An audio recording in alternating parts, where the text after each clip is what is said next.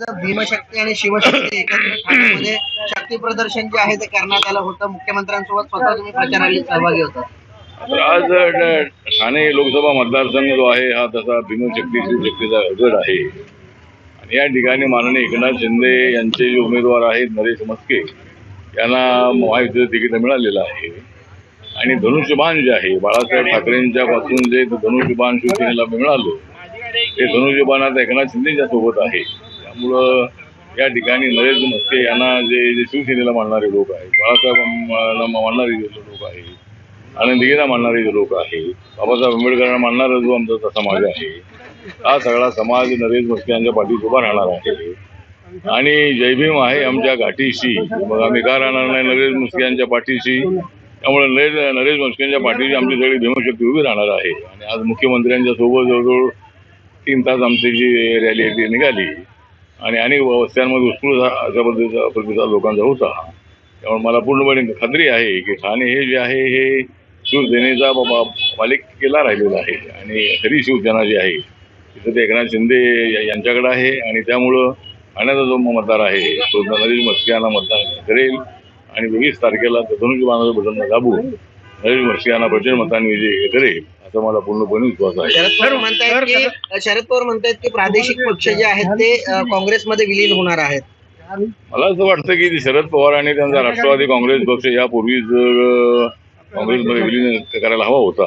तसं ते काँग्रेसमधूनच बाहेर पडलेले आहे आणि मी ज्यावेळेला त्यांच्यासोबत होतो त्यावेळेला मी त्यांना सल्ला दिलेला होता की आपण आपला जो पक्ष आहे आपला पक्ष हा आपण काँग्रेसमध्ये विलीन करायला हवा. तर आता त्यांनीच आता अशा पद्धतीचं मत व्यक्त केलेलं असल्यामुळं भविष्य काळामध्ये राष्ट्रवादी काँग्रेस जो पवार साहेबांचा आहे तो नक्की काँग्रेसमध्ये विलीन होऊ शकेल. पण राहुल गांधींच्या नेतृत्वाखाली किंवा मल्लिकार्जुन खरगेंच्या नेतृत्वाखाली पवार साहेबांसारखा जो ज्येष्ठ नेता आहे तो कसा काम करेल याबद्दल आम्हाला शंका आहे. परंतु पाहूया काय होतंय ते. पण पवार साहेबांनी जे भाकीत केलेलं आहे भविष्य काळामध्ये काही पक्ष काँग्रेसमध्ये विलीन होती. देशामधला दुसरा कुठलाही पक्ष काँग्रेसमध्ये विलीन होणार नाही. झाला तर शरद पवारांचा राष्ट्रवादी काँग्रेस पक्ष आज काँग्रेसमध्ये विलीन होऊ शकेल. तर तुम्ही राष्ट्रवादीच्या शरद पवारांसोबत काम केलेलं आहे. अजित पवार असं म्हणाले मी त्यांचा केवळ मुलगा नसल्या कारणाने मला संधी दिली गेली नाही, मुलगा असता तो संधी दिली गेली असती. तुम्हाला काय वाटतं? आज जे अजितदादांचं म्हणणं आहे ते बरोबर आहे. कारण तसं अजितदादांना उपमुख्यमंत्री पद वगैरे अशी पद्धत त्यांना मिळालेली आहे. परंतु अजितदादा यांच्या मनामध्ये खंती होती की सुप्रिया सुळे ही पवार साहेबांची मुलगी आहे आणि अजितदादा हे त्यांच्या भावाची मुलगी आहे. त्यामुळं त्यांच्यावर काय प्रमाणे होत असे त्यांच्या मनामधली शंका आहे आणि त्यामुळं त्यांचं जे म्हणणं आहे ते बरोबर आहे. काय वेळेला त्यांना संधी मिळाली नाही असं त्यांचं जे म्हणणं आहे ते योग्य त्याचं म्हणणं आहे. आठवले साहेब, केंद्र सरकारमधले विरोधक राज्य सरकारमधले विरोधक वारंवार संविधान बदलण्यासाठी निवडणूक लढवली जाते असं म्हणतात. कितपत खरं आहे? काय तुमचं मत आहे या संदर्भात? मला या संबंधामध्ये माझं मत हे आहे की आता विरोधकांकडे दुसरा कुठलाही मुद्दा राहिला नाही आणि विकासाच्या मुद्द्यावर आम्ही निवडणूक लढतो आहोत. त्याचबरोबर बाबासाहेब आंबेडकरांनी दिलेलं देशाला संविधान जे आहे तेवढं पवित्र आहे की कुठल्याही धर्मग्रंथापेक्षाही त्याचा मोठा सन्मान आहे आणि धर्मामध्ये आपल्या धर्मग्रंथाला सन्मान आहे.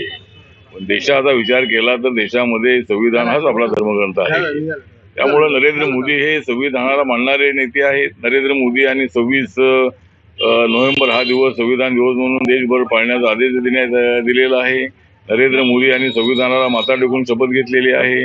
नरेंद्र मोदी यांनी बाबासाहेबांची अनेक स्मारकाची कामं पूर्ण केलेली आहेत ती काँग्रेसच्या काळामध्ये झाली नव्हती आणि एवढी अशा पद्धतीची अनेक कामं केलेली असल्यामुळं मला असं वाटतं की नरेंद्र मोदी संविधान बदलण्याचा विषय येत नाही आहे. जाणीवपूर्वक दलित समाजामध्ये संभ्रम निर्माण करण्यासाठी सातत्यानं संविधान बदलणार. लोकशाही धोक्यात आहे. लोकशाही बिलकुल धोक्यात नाही, त्यांचे पक्ष धोक्यात आहेत. राजकारणातील प्रत्येक अचूक बातमीचे सर्वात आधी अपडेट्स मिळवण्यासाठी सरकारनामाच्या सर्व सोशल मीडिया प्लॅटफॉर्मला लाईक, फॉलो आणि सबस्क्राईब करा. तसंच सर्व नोटिफिकेशनसाठी बेल आयकॉन प्रेस करायला विसरू नका.